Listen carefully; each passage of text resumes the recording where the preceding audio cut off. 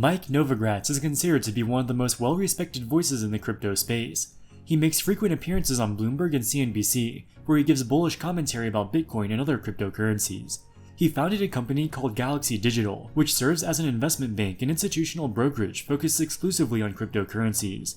Galaxy Digital is headquartered in New York, but IPO'd on the Toronto Stock Exchange due to more liberal listing requirements in Canada. It currently has a market cap of 2.7 billion Canadian dollars. Before getting into crypto, Novogratz was a manager of a multi-billion-dollar hedge fund and a partner at Goldman Sachs. Because of this, he is viewed by many crypto bulls as lending credibility to the industry. If people like Novogratz are getting into crypto, it's only a matter of time before the other Wall Street bigwigs follow suit. Or so the thinking goes. But just because someone has a few prestigious brands on their resume doesn't necessarily make them a savvy investor or businessman. Novogratz was indeed promoted to a partner at Goldman Sachs in 1998. But just 2 years later, he was forced to resign in disgrace due to his excessive use of recreational substances.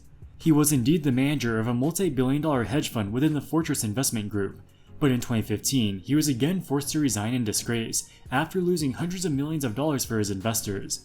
His more recent foray into crypto hasn't gone much better. He was a big investor in the Terra Luna Ponzi scheme, even going so far as to get a Luna tattoo on his shoulder just months before the collapse. Galaxy had over $70 million of exposure to another Ponzi scheme, FTX, when it too imploded. Despite all of his past failings, Novogratz still makes frequent appearances on the financial media, where he is portrayed as a great crypto expert. In this video, we'll take a look at Mike Novogratz's entire career, to see exactly how he got to where he is today, and what this means for the crypto industry.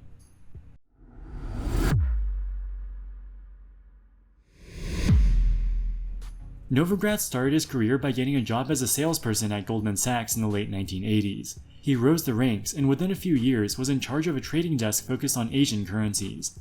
At the time, the economies of many Southeast Asian nations were booming. Foreign investors poured billions of dollars into countries like Thailand, Indonesia, and South Korea, causing their currencies and stock markets to inflate. Novogratz looked at the data for the economic and financial flows, which led him to a contrarian view. The economies were growing too fast and the financial inflows were getting ahead of themselves. A bubble was forming and that was not sustainable, so he initiated a massive short position on the Thai currency in 1997. Just a few months later, the Asian financial crisis kicked off and the Thai baht depreciated by more than 50%. This was a massive win for the bank, netting many millions of dollars of gains. After this successful trade, Novogratz's stature within the bank increased massively. He was promoted to be a partner, which gave him an equity stake in the company right before their IPO. This made him a multi-millionaire. As he rose the ranks of Wall Street, he let the money and power go to his head. By his own admission, he was a wild partier, an excessive consumer of alcohol and other recreational substances. His excessive partying eventually clashed with his professional responsibilities. In 2000, less than 2 years after being promoted to partner, he was forced to resign. The bank made him sign a confidentiality agreement, which bars him from talking publicly about the exact reason, but he says that it was one of the most humiliating times of his professional career. After being fired from Goldman, he realized that he needed to turn his life around. He voluntarily enrolled in a rehab program and stopped abusing drugs and alcohol. While he was forced to leave Goldman in disgrace, this was only due to his partying lifestyle. He was still well respected on Wall Street as a savvy trader, so after a successful rehab, he was able to make a comeback. In 2002, he joined an asset management company called Fortress Investment Group. Fortress operated a variety of investment funds focused on private equity, stocks, bonds, and currencies. It charged management fees ranging from 1 to 3% per year, and performance fees between 20 and 25% of gains. Novogratz was not a founder, but he joined the company early, becoming a top 5 executive of the company and receiving a sizable equity stake. With his successful track record as a currency trader at Goldman Sachs, Novogratz was put in charge of Fortress's Global Macro Fund. This fund took leveraged bets on currency exchange rates, interest rates, and stocks around the world. Most investors take bets on individual companies, analyzing their financial statements, business model, etc. But as a macro investor, Novogratz took a bigger picture view. He would look at broad economic trends to make predictions about currency values and interest rates, like how he predicted the Asian financial crisis back in the 90s. For the first 5 years, Novogratz's fund performed phenomenally. Between 2002 and 2007, it posted annualized returns of more than 13%. Investors were rushing to put money into the fund, and its assets swelled to $8 billion by 2007, making it one of the biggest macro-focused hedge funds in the world. By this point, Fortress as a whole had grown to managing $30 billion of client assets across its various funds. That year, they generated approximately $1 billion of fee income. They took the company public on the New York Stock Exchange at a roughly $7 billion valuation. This made Novogratz a billionaire on paper. Unfortunately, Novogratz was not well positioned for the 2008 financial crisis, and his fund suffered a 22% loss. It's unclear what specific investments Novogratz had made in 2008, but he later said that the collapse of Lehman Brothers alone had cost the fund between $400 and $500 million. It's unclear if he was investing in Lehman's stock or was using them as a counterparty. Either way, it was a complete disaster. Investors were furious with the losses and rushed to withdraw their money. The fund had taken various illiquid positions that took months to wind down. Their liquid assets were not enough to satisfy their redemptions, so Fortress had to temporarily freeze withdrawals. The withdrawals, as well as a poor investment performance, caused the fund's assets under management to freefall. By 2010, it had shrunk to $419 million, about 5% of its peak just 3 years prior. Novogratz attempted to make a comeback over the next few years, but had mixed results. As investors lost patience, they continued to redeem their funds, and by 2014, its assets under management declined even further to $229 million. Novogratz needed to turn things around. In 2014, he thought he finally found his big opportunity in Brazil. At the time, Brazil was run by a left-wing president, Dilma Rousseff. Excessive government spending had caused high inflation and a depreciation of the currency. Novogratz believed that Rousseff would lose an upcoming election and be replaced by a more fiscally responsible president. Rousseff unexpectedly won re-election, and the rally failed to materialize.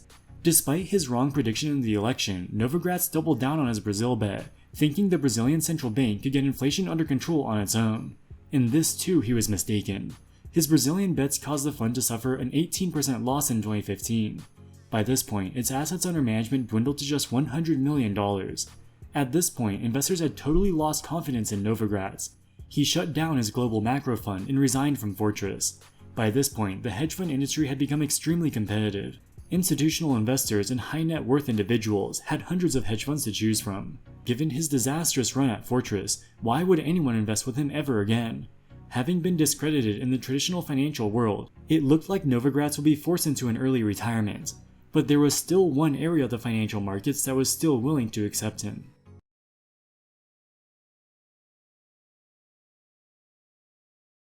Novogratz claims to have first started buying bitcoins in or around 2013. Due to its limited supply, he believed it had similar characteristics to gold and could provide a hedge against currency devaluations and economic instability. He believed that over time, large institutional investors would start allocating at least a small percentage of their portfolios to Bitcoin and other cryptocurrencies, which would put upwards pressure on their prices. He also believed that cryptocurrencies would eventually be used for payments and other real-world use cases. At the time, most investment banks didn't want anything to do with crypto because they viewed it as unregulated and risky. If the crypto industry was going to grow as much as Novogratz thought it would, there would be a huge gap in the market for a crypto-focused investment bank. So in 2018, he created a company called Galaxy Digital and took it public on the Toronto Stock Exchange. He said that he wanted Galaxy to become the Goldman Sachs of crypto. Instead of doing a traditional IPO, he did a so-called reverse takeover.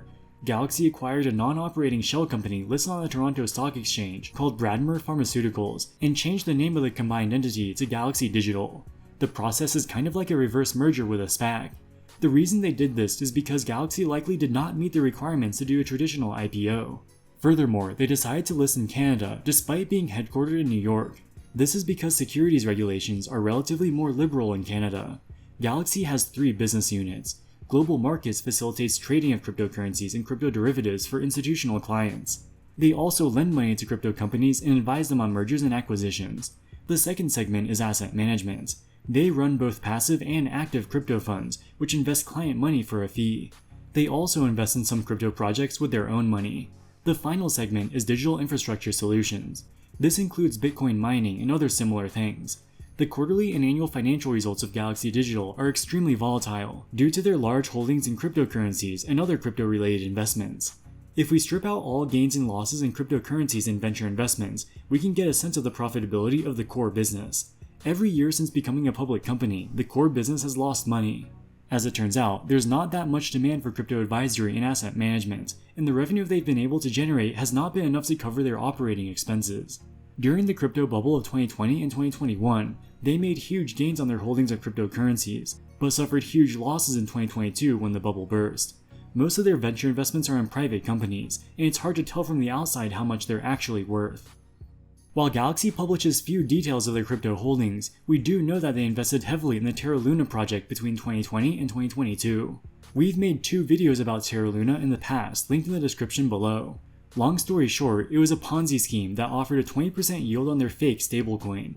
We know that Novogratz was bullish on Luna as early as December of 2020, when he tweeted about the massive adoption of Terra's Chai payment app in South Korea. We now know that this was a fraud. Chai did not use Terra's blockchain or any other blockchain for that matter. It was a lie made up by Terra's founder to pump up the price of the coins. Mike Novogratz fell for it hook, line, and sinker. Galaxy invested hundreds of millions of dollars into Luna coins, and Novogratz got a Luna tattoo on his arm. We don't know exactly how much Galaxy lost on Luna, but in the quarter that it imploded, they reported a $554 million loss, mostly related to their digital asset holdings. Galaxy also had $77 million deposited in FTX when the exchange exploded in November of 2022. For someone who's supposed to be one of the smartest guys in crypto, it's shocking that he fell for these 2 frauds, especially Luna. If you watch our previous Luna videos, it's obvious in hindsight that it was a massive fraud, especially the part about the Chai payment app in South Korea. Under existing South Korean law, it would not even be legal for a payment processor like Chai to use cryptocurrencies in any way. Mike Novogratz has a complex legacy. He has made some legendary trades such as shorting the Thai baht right before the Asian financial crisis. But he also has a long list of disasters, including his ill-fated bets around the 2014 Brazilian elections. Since he entered the crypto industry, his investments have become even more reckless, and the core business at Galaxy Digital has never been profitable. In a lot of ways, Novogratz is emblematic of the entire crypto community, seeking to make quick gains with little respect for the hard work of due diligence. Alright guys, that wraps it up for this video. What do you think about Mike Novogratz? Do you think Galaxy Digital will be around 5 years from now? Let us know in the comments section below. As always, thank you so much for watching and we'll see you in the next one. Wall Street Millennial, signing out.